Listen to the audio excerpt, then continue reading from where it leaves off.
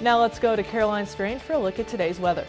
Well, Jig, we are still in the single digits right now. You can see the flag up over in the quad waving pretty strongly because of all those winds. It feels like it's down in the negatives once again. Now for my full weather forecast, stay tuned for CitrusTV News live at 6.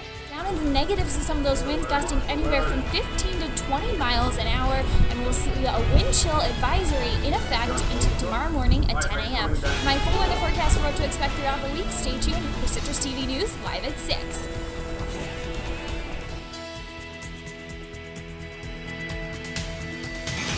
Yesterday it seemed almost like spring was on the way. But today, not so much. We're back to the cold and snow. Caroline Strange is in studio to tell you what to expect this coming week. Well, Alex and Rachel, it will be pretty cold today and throughout the rest of the night, but tomorrow we might see a little bit more of that sun. Right now it's about 1 degree and we had a high of 6 today, but it didn't quite get there. The low feels like negative 19 because some of those winds coming in at 15 miles an hour and gusting up to 20. We actually have a wind chill warning in effect until 10 a.m. tomorrow morning, again because those temperatures are down negative 25 to negative 15. It can cause frostbite if you're outside for 15 minutes or more, so be careful when you're heading home. Just wear layers and make sure you're covering any exposed skin to make sure you're still covered up.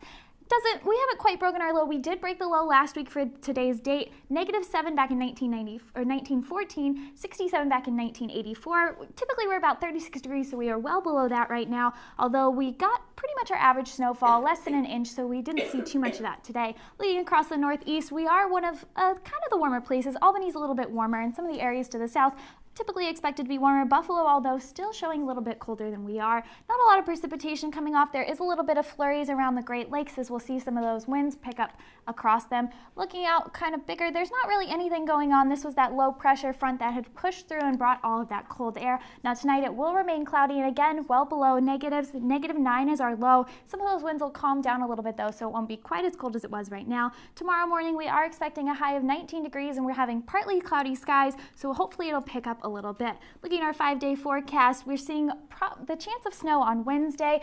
Thursday it will get sunny. It will remain pretty sunny throughout the rest of the week, but temperatures are going to drop down a little bit after Wednesday, and hopefully on Saturday we'll see those cool up a little bit more or warm up a little bit more when it hits about 25.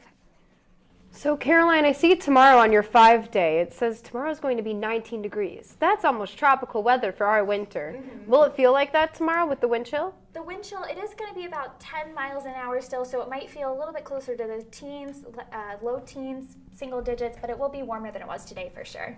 And then Caroline, you were talking about this warning of frostbite. Is there any way students can protect themselves to kind of avoid that, or just get to class a little bit safer?